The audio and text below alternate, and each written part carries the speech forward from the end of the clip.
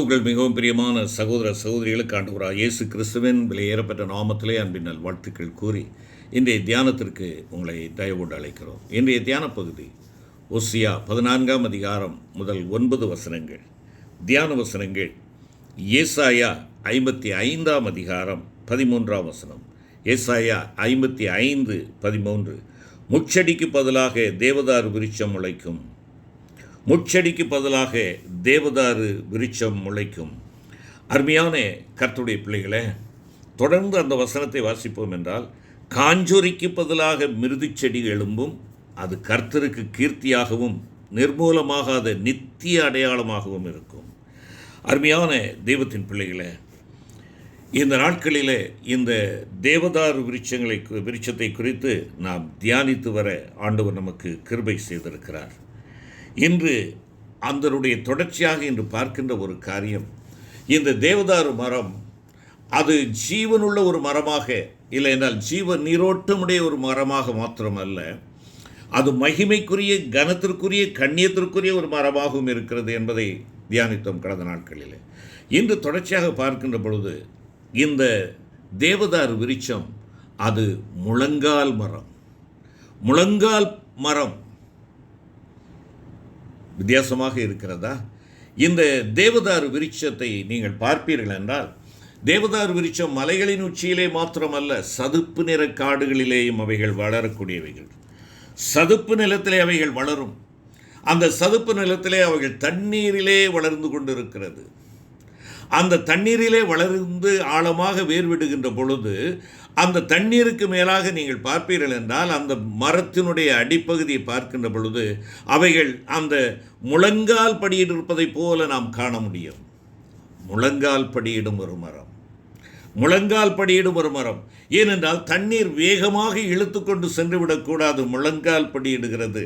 தரையோடு தன்னை இணைத்து என்ன செய்கிறது? பிணைத்து கொள்ளுகிறது, ஆழமாக பற்றி கொள்ளுகிறது.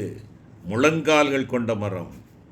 என்னை கேட்டுக்கொண்டிருக்கிற அருமையான சகோதரனே, சகோதரியே, நீ நானும் தேவதாரு மரம்.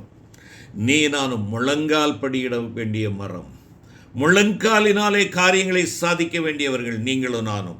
மூளையினால் அல்ல, அல்லது நம்முடைய அனுபவத்தினால் அல்ல, முழங்கால்களின் மூலமாய் சாதிக்க வேண்டியவர்கள். முழங்கால் முடக்குகின்ற பொழுது உன்னுடைய வாழ்க்கையிலே முட்செடிக்கு பதிலாக தேவதாரு விருட்சம் முளைக்கும். நீ ஆண்டவருடைய சமூகத்தில் ஜெபிக்கின்ற பொழுது, இங்கே நான் பார்ப்போம் என்றால் ஏசாயா 41ஆம் அதிகாரத்திலே நான் பார்க்கின்ற பொழுது 18-19ஆம் வசனத்திலே பாருங்கள். உயர்ந்த மேடுகளில் ஆறுகளையும் பள்ளத்தாக்குகளின் நடுவே ஊற்றுக்களையும் திறந்து வனாந்தரத்தை தண்ணீர் தடாகமாகவும் வறண்ட பூமியை நீர்க்கேணிகளுமாக்கி, வனாந்தரத்திலே கேதுரு மரங்களையும் சித்தி மரங்களையும் மிருது செடிகளையும் ஒலிவ மரங்களையும் நட்டு, அவாந்தர வெளியிலே தேவதாரு விருட்சங்களையும் பாய்மர விருட்சங்களையும் புன்னை மரங்களையும் உண்டு பண்ணுவேன். இந்த தேவதாரு விருட்சத்திற்கு நல்ல தண்ணீர் வேண்டியது மிக அவசியம். தண்ணீரிலே வளருகின்ற ஒரு மரம், எப்பொழுதும் தாகம் நிறைந்த ஒரு மரம், தண்ணீர் குடித்து கொண்டே இருக்கக்கூடிய ஒரு மரம். ஆனால் அப்படிப்பட்ட மரத்திற்கு ஆண்டவர் என்ன சொல்லுகிறார்? அவாந்தர வெளி, வெட்ட வெளியாக இருக்கிறது. பாதுகாப்பு இல்லை, பராமரிப்பு இல்லை, கவனிப்பார் இல்லை. அப்படிப்பட்ட அவாந்தர வெளியிலே தேவதாரு விருட்சங்களை நான் வளர்க்கத்தக்கதாக நான் என்ன செய்வேன்? உயர்ந்த மேடுகளில் ஆறுகளையும் பள்ளத்தாக்குகளின் நடுவே ஊற்றுக்களையும் திறந்து நான் கொடுப்பேன். ஒருவேளை உலகத்தின் பார்வையிலே, உன்னுடைய பழைய பார்வையிலே நீ அவாந்தர வெளியிலே நடப்பதைப் போல காணலாம். ஆனால் நான் அந்த அவாந்தர வெளியை எப்படி நான் செய்யப்போகிறேன்? வளமுள்ளதாக்க நான் போகிறேன்.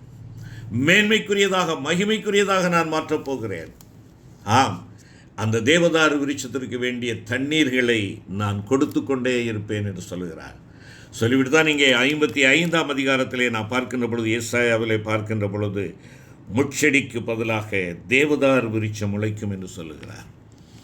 பிரியமான கர்த்தருடைய பிள்ளைகளே, உங்கள் தேவன், உங்களை அழைத்தவர், உங்களை தெரிந்து கொண்டவர், உங்களுடைய வாழ்க்கையிலே நீங்களும் நானும் முழங்கால் படியிட்டு முழங்கால் மரங்களாக அவருக்கு முன்பாக நம்முடைய கால்களை மடக்குகின்ற பொழுது, வனாந்தரமான உன் வாழ்க்கை, முட்செடியை போன்றிருக்கிற உன்னுடைய வாழ்க்கை, வேதனையை கொடுத்து கொண்டிருக்கின்ற ஒரு வாழ்க்கை, இவைகளை எல்லாம் என் ஆண்டவர் நிர்மலமாக்கி ஒன்றுமில்லாமல் செய்து உன்னுடைய வாழ்க்கையை தேவதாரு விருட்சமாக மாற்றுவார். முட்செடி என்று சொல்லுகின்ற பொழுது சாபத்தின் அடையாளம். ஆதி பெற்றோர்கள் செய்த பாவத்தின் நிமித்தமாக ஆண்டவர் பூமியை சபிக்கின்ற பொழுது முள்ளையும் குறுக்கையும் முளைப்பிப்பாய் என்று சொன்னார். ஆகையினாலே கீழ்ப்படியாமையினாலே இந்த மனிதர்களுடைய கீழ்ப்படியாமையினாலே பூமிக்கு கிடைத்த ஒரு சாபம் தான் இந்த முள்செடி. இந்த முள்செடியின் இந்த சாபத்தை சுமந்து தீர்க்கும்படியாக அவர் தன்னுடைய சிரசிலே முள்முடி சூடப்பட்டார்.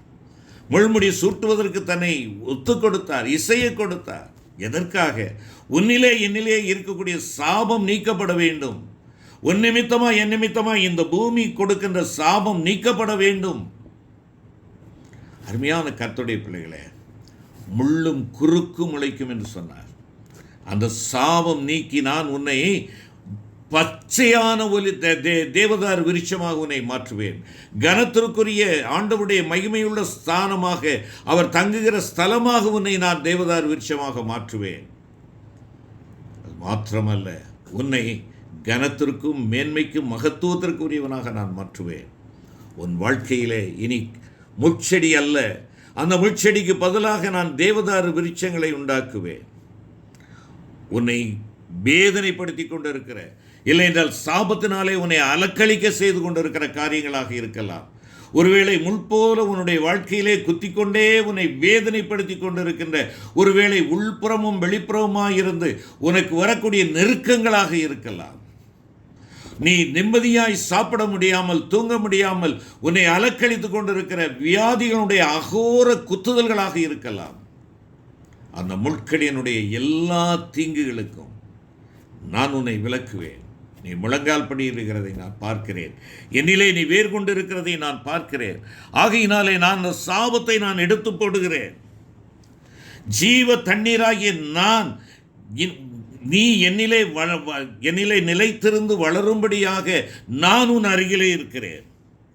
தண்ணீரை விரும்புகிற ஒரு மரமாக நீ நான் காணப்படுகின்ற பொழுது, தாகமுள்ள மரமாக நீ நான் காணப்படுகின்ற பொழுது, அருமையான கர்த்தருடைய பிள்ளை, உன் தாகத்தை தீர்க்கிறவர் அவர் ஜீவ தண்ணீரை கொடுக்கிறவராக இருக்கிறார். அவர் ஜீவ தண்ணீரை கொடுக்கிறவராக இருக்கிறார். யோவான் 7:37 அதைத்தான் ஆண்டவர் சொல்லுகிறார். அந்த ஜீவ தண்ணீரை பெற்றுக்கொள்வதற்கு முழங்கால் படியிடு, முழங்காலை முடக்கு, ஆண்டவரோடு இணைத்துக்கொள். உன்னுடைய முழங்கால்கள் தேய்ப்பு விழட்டும், காய்ப்பு விழட்டும். நீ உன் ஆண்டவரை உறுதியாய் பற்றி கொண்டு இந்த முழங்கால் யுத்தத்தை நீ செய்கின்ற பொழுது உன் ஆண்டவர் உன்னிலே மேன்மையை கட்டளையிடுவார். இனி முட்செடிகள் அல்ல.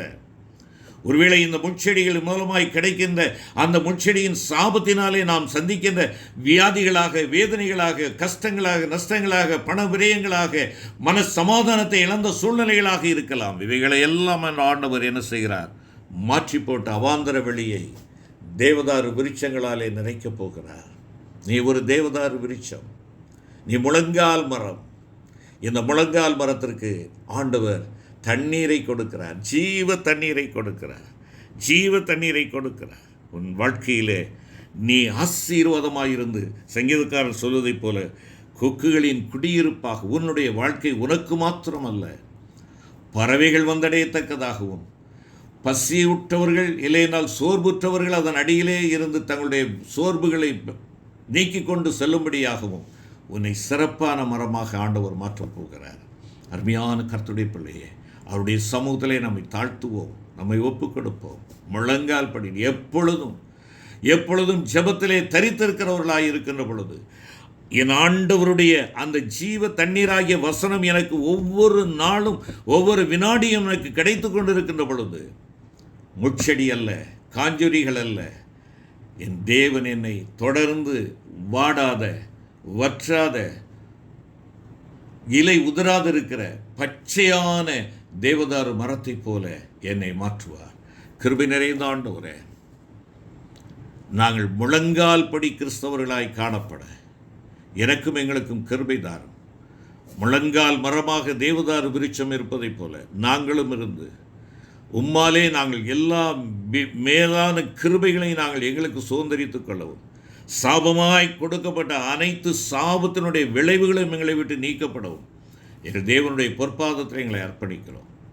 ஆசீர்வதியும் வழி நடத்தும். எங்கள் ஆண்டவர் இயேசு கிறிஸ்து மூலம் வேண்டிக் கொள்கிறோம் நல்ல பிதாவே. ஆமென்.